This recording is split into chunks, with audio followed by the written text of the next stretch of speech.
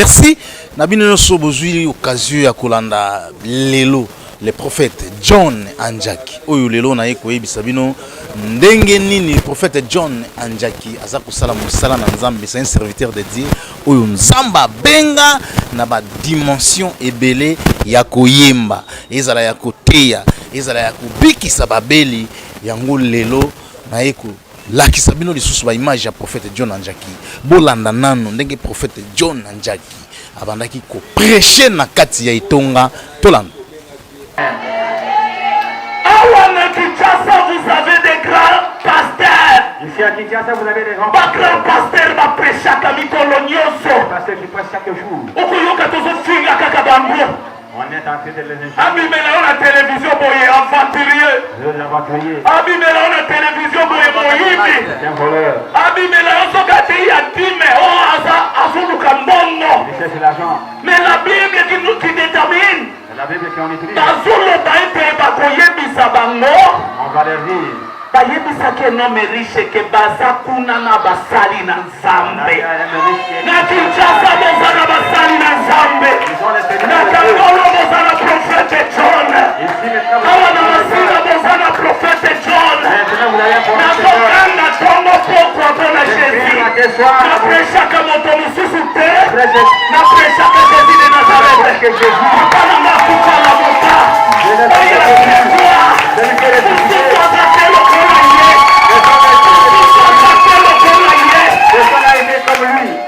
Amen, amen. Alléluia. Ce qu'ils sont négligés, quand tu négliges, Basali Nzambe ya lelo, le serviteur de Dieu d'aujourd'hui, mais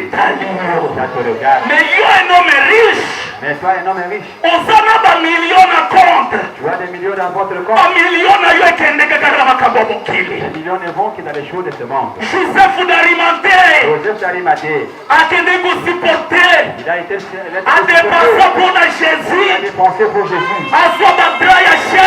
il a pris le temps de chair. Il a pris son temps, sa tombe. Il a pris ce qu'il a acheté. Encadré bébé à Jésus. Il a bien encadré. Les autres disciples de Jésus. À peu près Dieu éternel était. Combien de fois ça l'Elisabeth a besoin de Yosua? Tu as fait Dieu. David a salé la Kazambe la Monkeï Zabate Sakaye. Pour nous cater que quelqu'un qui soit combien nom riche de Koyakosala. David a yébanaga église na yete. David n'avait pas d'église. Faut que ça qui pour la église belle tozote ayete. Il n'avait pas d'église. Faut que ça qui pour la bisaleli na yebele tozote ayete. Sujet nanga ya lelo. Sujet d'aujourd'hui. Ce qui Seigneur a tiki yo kimia. Si Dieu te donne la paix. Tous les hypocrites boye pour nani. Ne soyez pas hypocrite. Pona koya ko lukazambe kaka soki apambolio. Pour venir chercher Dieu. Lipamboli yango eye ko komisa yo lisusu ennemi ya Nzambe. La religion te fait l'ennemi de Dieu. Quand tu cherches le mariage est venu. Seigneur a pambolio. Dieu t'a béni. Kaka libala wana ikomi ennemi ya Jésus. Le mariage est devenu l'ennemi de Dieu. Sache qu'un jour, tu dois savoir un jour, Nzamba ko botola yo yango. Dieu va te retirer. Ba botola eno me riche biloko na yinyo. On a retiré à l'homme riche tout ce qu'il avait. Sala action de grâce na ba. C'est une action de grâce pour les gens. Sala na muru ya kopona te okorite bo konsena litono na ko.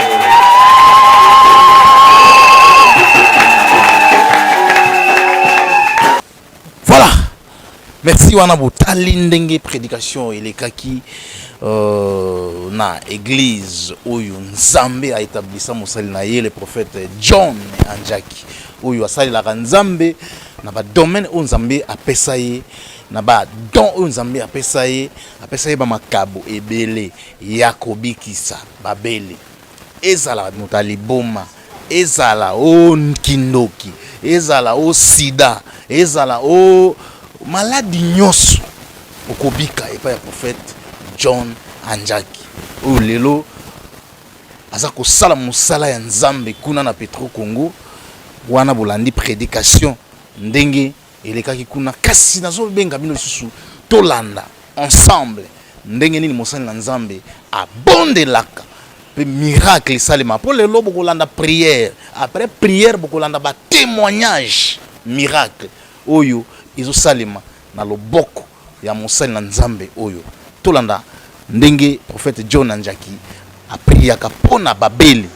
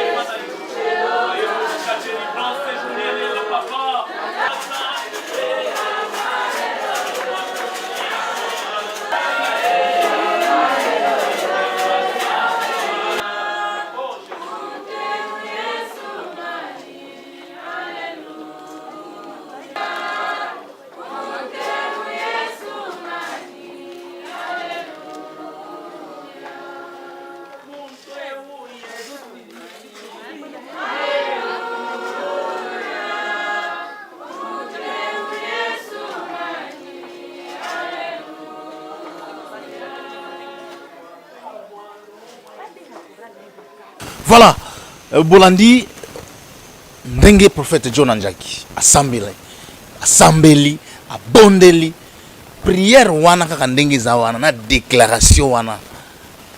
na loyembo wana ndi salaka bikamwa oyo naza kotika bino bolanda ba témoignage ya ba frère na ba sœur ba témoignage za ebele mais bolanda ndambu oyo eza kosalema na nzela mosali na nzambe monene oyo azana Petro Congo mo ntango zana vani na Ngaba vani na Gombe vani na Kitambo vani na Bandalo vani na Lingwala chaque lito ipe kuna na Petro Congo okende ko visiter église oyo nzambe a établissa mosali na ye comme église yango wana Nouvelle Jérusalem pe ba numéro eza affiché wana eza ba numéro oyo ko benga soko za na posa ya kokutana mosala nzambe benga na ba numéro oyo ezali affiché tolanda ba témoignage mwana nga zaki liboma banda ko kanga ye na basinga nazaki na mwana nga na bina ko bimawa te mwana nga abika papa nanga oyo azo témoigner le be maman Nshili ayambaki nga akutaki ngai bande ko nazaki na mwana nanga ko mwana moko to kendo longo to kwende ko kozwaye kaka na se ya maya Njili to landi eti kuna bande ko nanga ti papa John na mwana nanga na Pierre alebi maman Nshili ko banga te na mwana ka yo zalaka makasi na mabonde ko banga te mwana na ya kokoma mutu akobika na banga kite na pesa nyonso na supporter nyonso deza awa na kategize ya papa John abela kili boma na ye na mwana lokola toko kisaki 10 tozaki eglise ya liboso tozaki na quartier de Bethesda ti tozaki na mwana toko to hôpital toye kokata hôpital papa kele malobi mama ya kato kende na église oyo eza na Petro Congo tokende na mwana toyaki na ndimi nyonso papa alobaki ezalaki ya solo papa alobi mwana azobundisa ye mingi mwana mayele balengi mwana oyo akende diesi ekoni bino aboti ba mwana ete fulo ya akokota akobima te pe akokufa nala lobi mwana nanga oyo nakotika yete naza na mwana nanga kaka ba Pierre papa John amona lobi maman Nshili naza posa papa to solola mwana oyo makambo nyonso ezaki oyo Satan abandaki kobundisa nyonso esili bakimi bapakati maman Nshili ekomi problème ya hôpital basengaki kuna na hôpital papa akendaki na ye $1,500 le mais siko mwana na nga lelo abiki akomi normal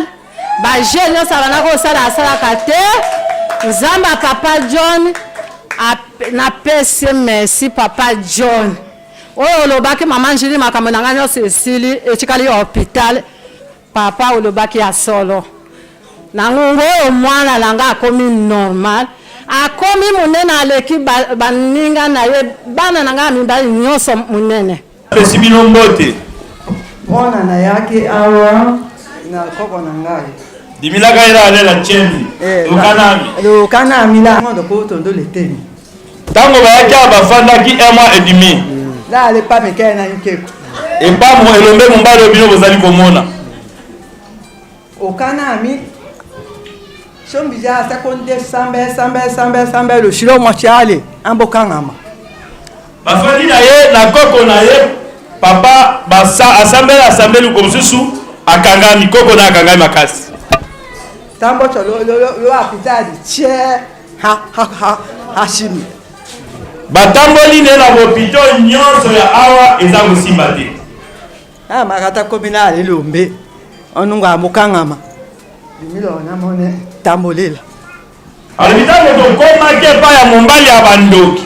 oyo nzambe apesi nguya mwana si akangami seke akufi me ye mama na mwana naye bakomi deja kolela tambolela lango hakoki aseka sula no ambo to kime ba no just ndame ambo sambe selengo hatoyo ko malengo likambro na yundo mama lobi tango amonaki mwana akufi bango bakomi kolela bato na lingoma eglise mawekangi bango baye kosimba mama ye papa azui ebembe akoti na ekuna abandi deja kosambela konde sambe tenda keko aseka sama cha onyo kalolo ambolo tango museni na Nzambe prophète John anjaki prophète alobi ngai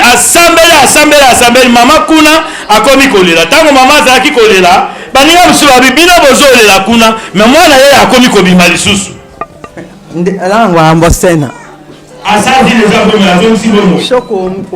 mambone ambo sena ye andimaki tete mwana si lokola akufaki ya amoni akoki kosekwa te tambo so onambo ambo sena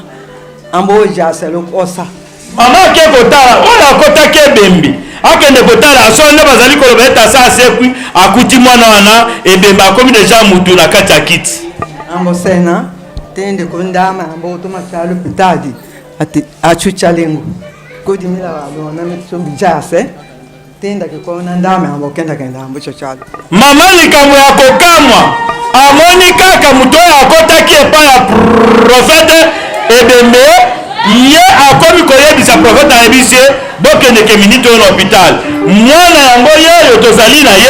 ye moko akomi kotambola ti na hôpital okone anyoko kekenya la lelombi otoche eyate ongo eko to mezambe kola te okay mama alobi tosakana na basali na Nzambe te tomoni eke azali mutu Nzambe azali kati na ye merci dakambuchi apango na jusina mabeta maboko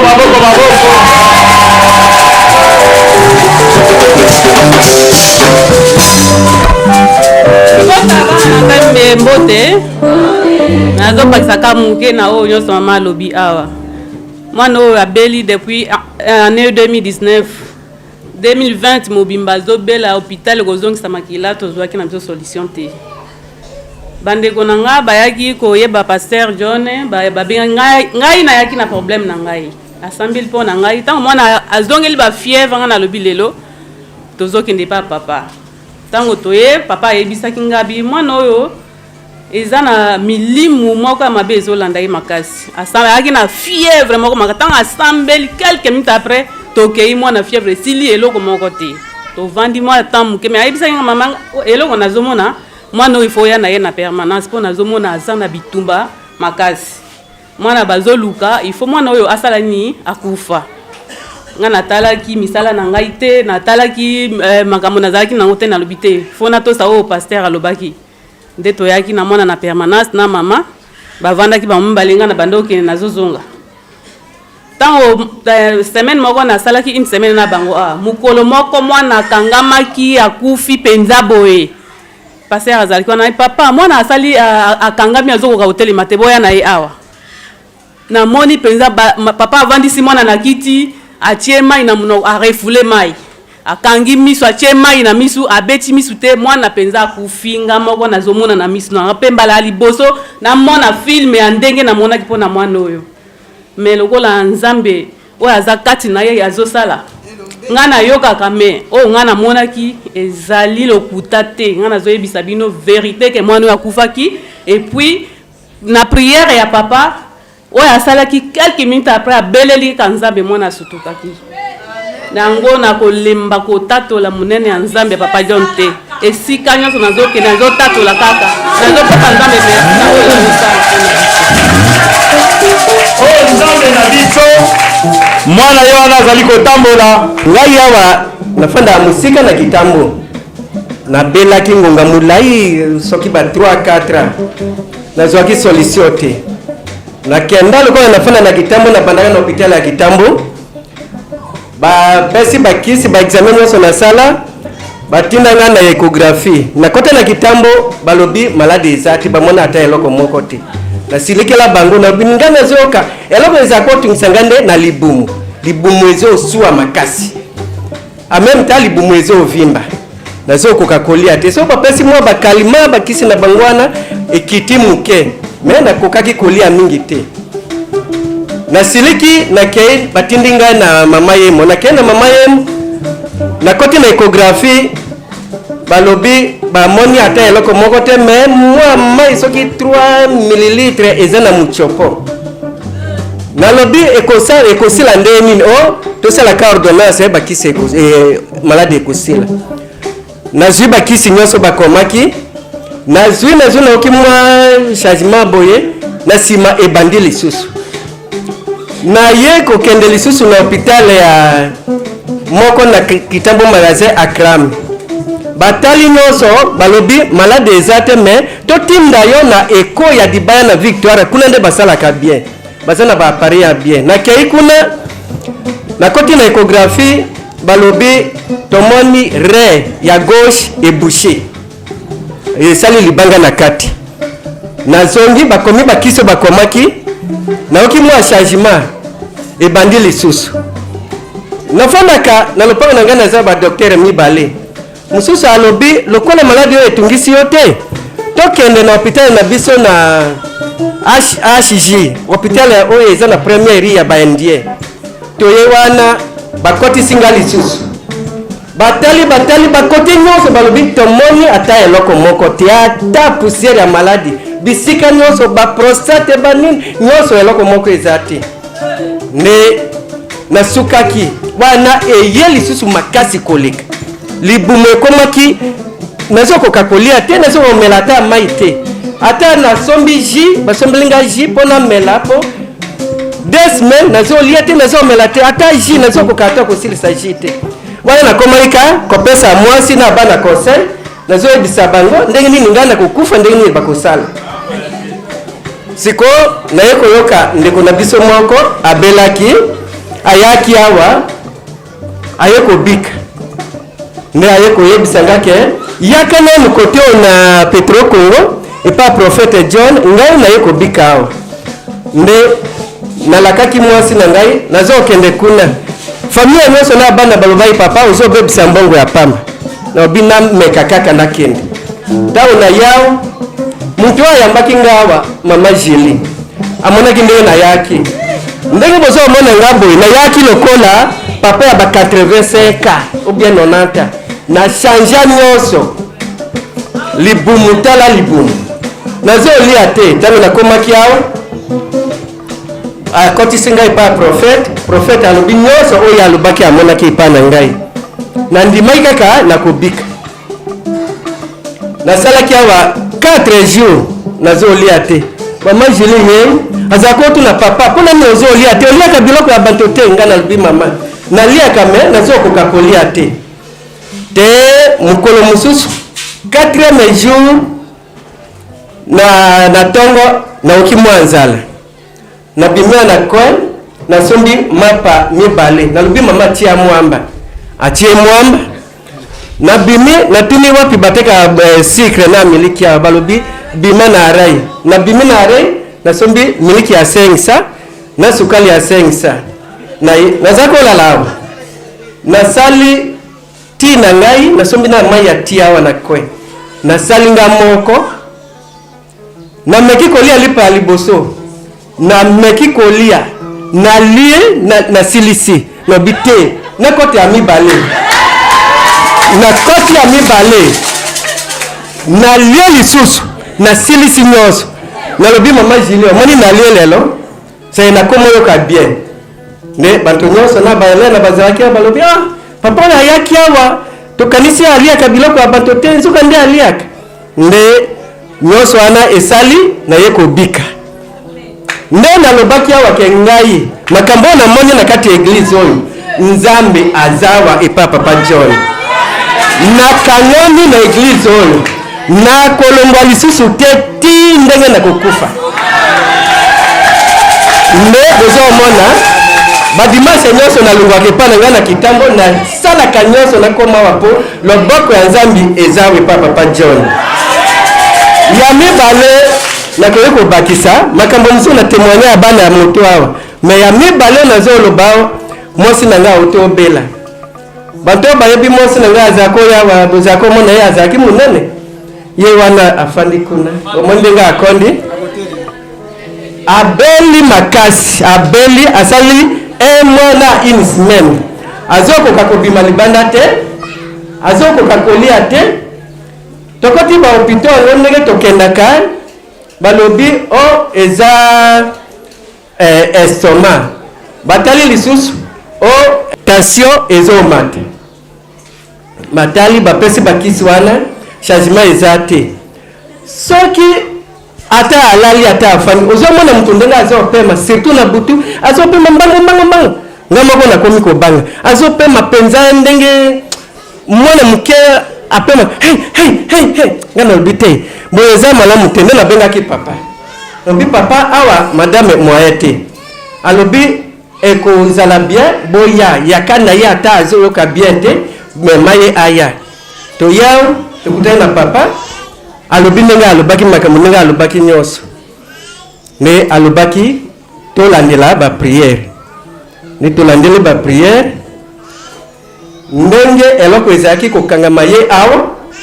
eloko ezali kotambola na libumu ndenge papa alobaki makambo nyonso eza nyonso akoloba te eloko wana na bapriere na papa makambo ye asalaka eloko wana ebimaki tango eloko ebimi nde sikoyo akomi na ye bien akomi opema bien ye wana afandi akomi opema akomi otambola akomi osala mosala akomi kolamba nde naozongisa nzambe merci yango nga nalobaki nakotika nzambe ya papa John boye te nasali lokola topesa biloko ya mike nalobi te papa nasombela ye kiti nde nasombeli ye kiti oyo afanda mozamu nzambe asali mpo na ngai yango bana nzambe azawa azosala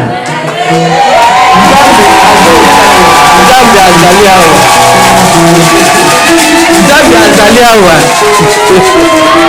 nakotika ye te babombala otambolaki bisika ebele na bopito ya bandien ya bakongolais soki bisika mosusu ebele esika ebele otelema opesaki mbongo awa yo opesi combien mpo ozwa lobiko eloko te babombala ndenge yo ozalaki liboso na ndenge oyo okomi mikolo okomi olia combien de boule sani aloso oyebinga na eza motetere nazolia boye nasuki libumu eza esu pasi te nakomi pepele voilà bolandi batémoignage ndenge bato baza komona bikamwa na miso bato ya maboma bazobika bato basida bazobika baoyo baperde espoir na vie na nzela mosala nzambe oyo oretrouve lisusu espoir oyo balobaki esili mokili eloba mais na nzela mosala nzambe oyo oretrouve vie alors benga so oza na posa benga mosala nzambe oyo bolanda deuxième partie ya témoignage comme ça tout s'est retrouvé juste après. Ngapela kumisa nzamba prophète John aosala kati na bomoi na nga ngapela bela le 23 décembre nzela mwana oyo auto témoigner na bela ka fièvre na bapoko boye na comprenait te tinde na kanga maka na eba na ngaiti nde prophète asambela baba kuna kendaki déjà mais nzamba prophète John akenda kolamusa nga yango na komisi moyen na ye na 2021 au à partir du 3 janvier na boya na bino omela lisu masanga te na mwa eza litumba mote e mimaka na ba désordre na bere na ba dépense mbonga pamba de 3 wana janvier nde la boya masanga mais tokutana na ba camarades moi na omela masanga ya kobatama po bato ba comprendre te mais nzoka nzambe likolo amona ngai à partir de 2 semaines passées avandi nakende libongo na ye na komi na ndako na okoka lisu kotambola te na oka makolo ekangami maboko ekangami nabimi oyo ni babetinga mbaso beni mbaso ezala ta mo eloko moko moni ke eza eloko ebandi mais oyo ezaka lokolo ekangami loboko ekangami bo eza mpenza nini na botinda maloba oto likolo mama abi mais prophète azali yaka okutana na prophète